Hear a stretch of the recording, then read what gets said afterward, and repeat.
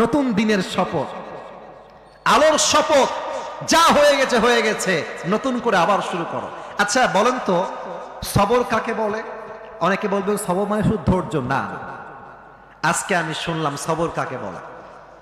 এ কই যায়? সোনামণি বসো বসো বসো। না না বসো বসো, ধরো ধরো ধরো। না না না, খবরদার এই ধান্দা করো না। কেউ যদি উঠে যাও লুঙ্গি টাইনা ধরে বসা দিবেন আজকের মাহফিলে, তবে খুলে যেন না যায়। খবরদার কেউ যাবেন না। কাশি দেন সবাই। সবর কাকে বলে এটা আপনি জীবনেও শোনেন না, আমি আজকে আপনাকে প্রথম বলছি হয়তো বা। সবর কাকে বলে?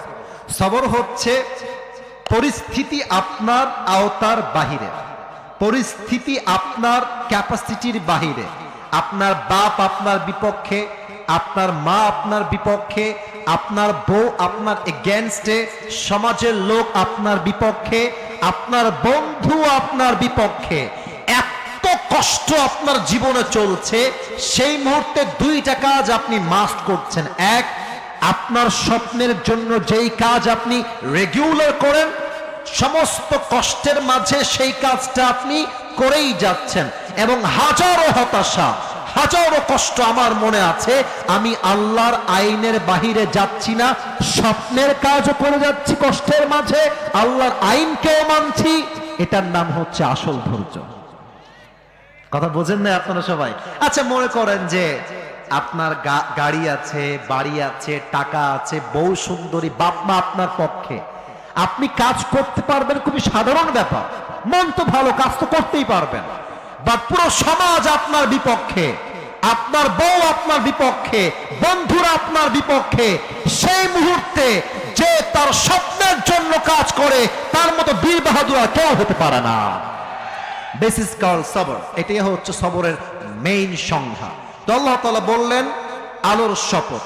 এবার আল্লাহ বলছেন ওয়াল্লাইলি ইযা সাজা, and the night when it covers with darkness। আল্লাহ বলছেন রাতের শপথ। এই রাত যখন হয় নিঝুম আর নিস্তব্ধ। আবারও বলছি, রাতের শপথ, রাত যখন হয় নিঝুম আর নিস্তব্ধ। এবার আমাকে উত্তর করতে হবে মূল ব্যাখ্যা বোঝার জন্য। প্রিয় ভাইরা, কাজ করার সময়, চাকরি করবেন, ব্যবসা করবেন, এই সময়টা কি রাতে না দিনে? দিনে। দিনে বলুন সবাই, রাতে না দিনে? আচ্ছা মনে করেন যে আমি ভোর 6টার থেকে কাজ শুরু করেছি, রাত 9টা পর্যন্ত কাজ করলাম। যদি আমি 9টার পরে না ঘুমাই, তারপরের দিন কি কাজ করা আমার দ্বারা সম্ভব হবে? তার মানে কি কাজের পরে একটা আরামের দরকার। বলুন তো সবাই, আছে না নাই? আল্লাহ বলছেন নবী রাত দ্বারা ওহির আগমন উদ্দেশ্য। হে রাসূল, যদি ওহি অলওয়েজ আগমন হতেই থাকে, ওহির একটা প্রেসার আছে, চাপ আছে। যদি ওহি নাজিল হতেই থাকে, একটা পর্যায়ে গিয়ে আপনি ক্লান্ত হয়ে যাবেন, ওহির প্রেসার আপনি সামলাইতে পারবেন না। হে আমার নবী, হে আল্লাহর হাবিব, দিন শেষে রাত না আসলে যেমন ভালো লাগে না, ঠিক তেমনি ভাবে ওহি যদি নাজিল হতেই থাকে, আপনি ক্লান্ত হয়ে যাবেন। আমি আল্লাহ ওহি বন্ধ করেছে মানে এটা নয় যে আমি আল্লাহ নারাজ হয়ে গিয়েছি, বরং দিন শেষে রাত আসে শান্তির জন্য। আমি আল্লাহ রাতকে দিয়েছি আরামের জন্য। ওহি নাজিল হতে থাকলে আপনার কষ্ট বেশি বেড়ে যাবে। আপনার কষ্টকে হালকা করার জন্য, শান্তি করার জন্য সাময়িকভাবে ওহিকে বন্ধ করেছে একজন। তিনি কে? তার মানে দিন দ্বারা ওহির আগমন উদ্দেশ্য, আর রাত দ্বারা ওহির অনাগমন উদ্দেশ্য। দিন শেষে রাত না আসলে যেমন বান্দার ভালো লাগে না, এক্স্যাক্টলি ওহি অলওয়েজ নাজিল হলেই নবীর কষ্ট হয়ে যাবে। নবীর কষ্টকে দূর করতে ওহিকে বন্ধ করেছে একজন। তিনি কে? এবার আল্লাহ বলছেন 3 নম্বর আয়াত, শুরু হয়ে গেল 2 নম্বর চ্যাপ্টার। আমি একটা ঘটনা বলতে চাই, আমার কথা কি বোঝা যায়? আসতে বলেন, বোঝা কি যায় না? আল্লাহ বলছেন মা ওয়াদ্দাআকা রাব্বুকা ওয়া মা ক্বালা। নবী, সবাই আপনাকে ভুলতে পারে, আপনার হাত ছাড়তে পারে, বাট আপনার হাত ছাড়বে না একজন। তিনি কে? আমরা যারা এখানে বসে আছি, এখান থেকে নিয়ে এই পুরো এই পর্যন্ত, আশা করছি আপনারা একমত হবেন আমার সাথে। আমি সহ আমরা সবাই যারা এখানে আছি, আমার মনে হয় 99% বললেও ভুল হবে, আমরা 100তে 100 ভাগই মনে হয় সবাই মধ্যবিত্ত পরিবারের সন্তান এখানে বসে আছে। তোমরা আমার ওয়াজ যদি কখনো শুনে থাকো, আমি একবার আমার ওয়াজে বলেছিলাম যে মধ্যবিত্ত পরিবারের সন্তান মানেই একটা ব্র্যান্ড, যুবক ভাড়া মনে আছে? কেন বলেছিলাম? আপনি আমাকে বাইক দিবেন তাও চলবে, সাইকেল দিবেন তাও চলবে, কার দিবেন তাও চলবে, বলবেন যে কিছুই দিব না, হেঁটে হেঁটে আসো তাও চলবে, কারণ আমি বড়লোক ঘরের ব্রয়লার মুরগি খেয়ে ব্রয়লার মুরগি ছেলে নয়, আমি মধ্যবিত্ত পরিবারের সন্তান, আমি কঠোর পরিশ্রমী সন্তান, ঠিক কিনা বলে? তা আমাদের যাদের মধ্যবিত্ত পরিবার আছে, আমরা বুঝি যে গোস্তের দাম কত বেশি, আমরা বুঝি যে একটা ভালোবাসার দাম কত বেশি, আমরা বুঝি একটা গাড়ির দাম কত বেশি দামি, আমরা বুঝি একটা R15 কত শখের বাইক, যুবক ভাড়া, ঠিক কিনা বলো? তবে হ্যাঁ, একটা কথা এখানে মেসেজ দিতে চাই। আল্লাহ বলছে, শোন, তোর যত কষ্ট হোক, যত আপদ আসুক, কেউ তোর পক্ষে নাই, আমি আল্লাহ আগেও ছিলাম, আজও আছি, আগামীতেও থাকবো, ঠিক কিনা বলে? সেই দিন একটা কথা আমি আমার মাহফিলে বলছিলাম যে আমি যখন ওয়াজ মাহফিল প্রথমের দিকে শুরু করেছিলাম, আমার কাছে যত কল আসতো, কলগুলো আমি নিজেই রিসিভ করতাম, এটা আমি কয়েকদিন আগেও আমার মাহফিলে বলেছিলাম। তো হঠাৎ একদিন কল আসলো, আসরের নামাজের পরে একজন মেয়ে কল দিয়েছে। আমি প্রথমে কল ধরে সালাম দিলাম, তো দেখলাম যে একজন মেয়ে উত্তর দিচ্ছে, পরে দেখলাম যে উনি একজন মা বয়সী মানুষ, আন্টি বয়সী মানুষ। তো কথার মাঝে হয়তো আমি বললাম কেমন আছেন বা কি দরকার, এমনই কথা হচ্ছে, দেখলাম মহিলাটা চিৎকার দিয়ে কান্না শুরু করেছেন মোবাইল ফোনের অপোজিট সাইড থেকে। তা আমি তো ভয় পেয়ে গেছি, কি ব্যাপার, চিনি না জানি না, হঠাৎ করে ফোন, আবার কান্না, ব্যাপার কি, কি হয়েছে মায়ের? তো বললাম, আম্মা জান আপনি কাঁদছেন কেন, কি সমস্যা আপনার? তো উনি বললেন যে তুমি আমার ছেলের মতো হবা বাবা, আমি তোমাকে কল দিয়েছি আইসিইউ রুম থেকে, আমি অজ্ঞান ছিলাম, আমার হুঁশ ছিল না, আমি ক্যান্সারের রোগী, আমি বেশি দিন আর বাঁচবো না, ডাক্তার আমাকে বলেছে বেশির চেয়ে বেশি আমি হয়তো বা 7 দিন বাঁচতে পারি, আমার ক্যান্সারের রোগ হয়েছে। তো আমার মনে হচ্ছে বাবা যে দুনিয়াতে আমাকে আর কেউ ভালোবাসে না, ছেলে মেয়ে বাবা মা, আজকে আমার পাশে কেউ নেই, আমার মনে হচ্ছে আমি কি করব? আমি মাকে বললাম, আম্মা জান দুইটা কথা অলওয়েজ মাথায় রাখবেন। 1 নাম্বার কথা, যার কেউ নাই তার কে আছে।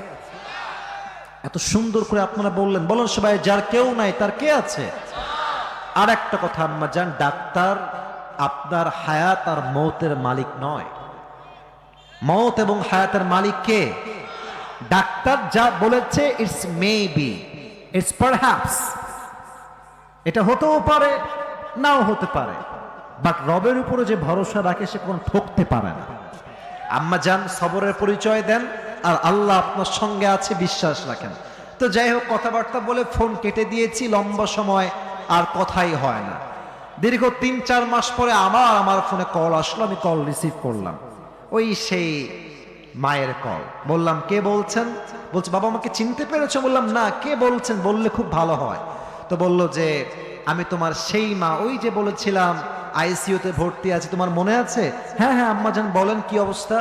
বলছে বাবা আমার ক্যান্সারই আর নাই,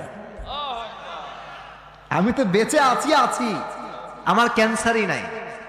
তো এর দ্বারা শিক্ষা কি পেলেন? যত কষ্ট আসুক, যত অভাব আসুক, আল্লাহ তাআলা বলছেন মা ওয়াদ্দাআকা রাব্বুকা ওয়া মা ক্বালা, তোর পাশে কেউ নাই, মনে রাখিস আমি আল্লাহ তোর সাথে অলওয়েজ ছিলাম, আছি, থাকবো। সুবহানাল্লাহ।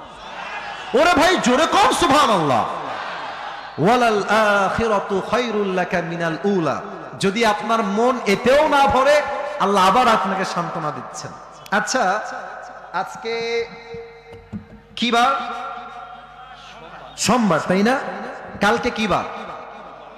Sorry for this. ওকে, আজকে সোমবার, কালকে কি বার? আমি এই আয়াতের আপনাকে 2টা তাফসীর করব, দেখেন আপনার সঙ্গে মেলে কিনা। আচ্ছা, আগে যতটা খারাপ ছিলাম এখন অনেকটা ভালো আছি না? আচ্ছা, 5 আগস্টের আগের কথা ভাবো, খুব বেশি একটা ভালো আমরা ছিলাম না। হক কথা বললেই রাজাকার, জঙ্গিবাদ আর মৌলবাদ। এখন ভালো আছে। আল্লাহ বলছে আগামীর দিনটা আজকের দিনের চাইতে ভালো হবে। এখন অনেকের প্রশ্ন, হুজুর আমি আগে যা ভালো ছিলাম এখন আমি আরো কষ্টে আছি হুজুর, আমার জীবনে এখন আর কিছুই নাই। আল্লাহ বলছে শোনো বান্দা, এর দ্বারা উদ্দেশ্য দুনিয়ায় তোমার কষ্ট হতে পারে, বাট আখিরাতে তোমার সমস্ত কষ্ট দূর করবে একজন, তিনি কে? প্রথম ব্যাখ্যাটা মিলাই দেই। আমি আজহারীর নাম আগেও বলেছি, আবারও বলছি, আপনারা সবাই আল্লামা দেলোয়ার হোসেন সাঈদী হুজুরকে দিল থেকে ভালোবাসেন তো নাকি? আচ্ছা, আপনাদের মনে আছে কিনা আওয়ামী স্বৈরাচাররা সাঈদী সাহেবকে বলেছেন তিনি হচ্ছেন রাজাকার, আর সাঈদী সাহেব ওপেনলি মাইক নিয়ে বলেছিলেন 1971 সালের কোন প্রকার দেশ বিরোধী শক্তির কোন কাদা মাটি সাঈদীর গায়ে লাগে না, রংপুরের ভার আছে কিনা বলে।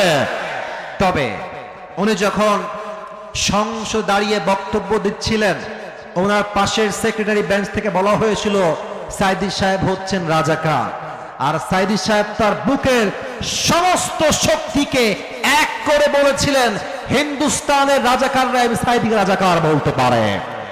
আচ্ছা দেখেন তো, সাঈদী সাহেবকে এত মিথ্যা ট্যাগ দেওয়া হলো যে উনি রাজাকার, উনি এই উনি সেই, ওনার সম্মান কি কমলো না বাড়লো? কমলো না বাড়লো? 15 বছর জেল খেটেছে, শহীদ হয়েছে, প্রমাণ করেছে মুসলমান শহীদ হতে প্রস্তুত আছে, বাতিলের সামনে মাথা করতে প্রস্তুত নয় যুবক ভাই, আছে কিনা বলো? আল্লাহ বলছেন এই স্বৈরাচারের দিনটাই আসল দিন নয়, আগামীতে এমন একটা দিন আসবে স্বৈরাচার বিদায় নিবে, মুসলমানদের বিজয় ঘটবে আল্লাহর এই জমিনে। এক নাম্বার এক্সাম্পল। দ্বিতীয় এক্সাম্পল খুব খেয়াল করবেন, যখন আজহারী সাহেব এই দেশের একজন টপ ফেমাস স্কলার হলেন, এটা 2019 সালের কথা, পুরো দেশের যেখানেই তিনি যান সেখানেই 5 লাখ 10 লাখ মানুষের সমাগম হয়ে যায়। আপনাদের অনেকের মনে নাই, কিন্তু প্রত্যেকটা ইতিহাস আমার কলিজায় লেখা আছে, আমার সব মনে আছে। আমাদের তৎকালীন সময়ে আওয়ামী শাসনের ধর্মমন্ত্রী, তার নাম হচ্ছে, বলতে চাই না, তিনি ধর্মমন্ত্রী, তিনি বললেন যে আজহারি মাঝহারি হচ্ছে এগুলো সব জামাতের প্রোডাক্ট। এটা বলে মিথ্যাচার ত্যাগ করে দেশ থেকে বিদেশের মাটিতে তাকে পাঠাতে বাধ্য করা হলো। আল্লাহ বলছে আজহারি ওয়ালাল আখিরাতু খায়রুল লাকা মিনাল উলা, ये दिन ही आखिरी दिन नहीं है, सामने और भी दिन बाकी है যুবক ভাইরা। তারা তাড়াই দিল আজহারী সাহেবকে। সময়ের পরিবর্তন দেখেন, আজ এমন একটা সময় এসেছে যারা আজহারীকে জামাতের ট্যাগ দিয়ে দেশ ছাড়তে বাধ্য করেছে, আজ তারা দিল্লি পালিয়েছে, আর আজহারী বিজয়ের বেশে মাতৃভূমিতে আবার ফিরে এসেছে। আল্লাহ বলছেন আজকের দিনই শেষ দিন নয়, আগামীতে ভালো দিন আছে না নাই? অতএব প্রিয় ভাইরা, ইসলাম পন্থীদের উপরে বাধা ছিল, আছে, থাকবে। আল্লাহর হাবিবকে একজন সাহাবী এসে বলল, হে আল্লাহর হাবিব, আর কত মার খাবো? দিন কায়েমের আন্দোলন করতে করতে তো আমার প্রত্যেকটা রক্ত ঝরছে, শহীদ হচ্ছে, মার খাচ্ছি, তাও তো কায়েম হয় না দিন। আল্লাহর হাবিব বললেন, মার খেতে থাকো, রক্ত দিতে থাকো, শহীদ হতে থাকো, একদিন না একদিন আল্লাহর এই জমিনে আল্লাহর দিন কায়েম হবেই হবে।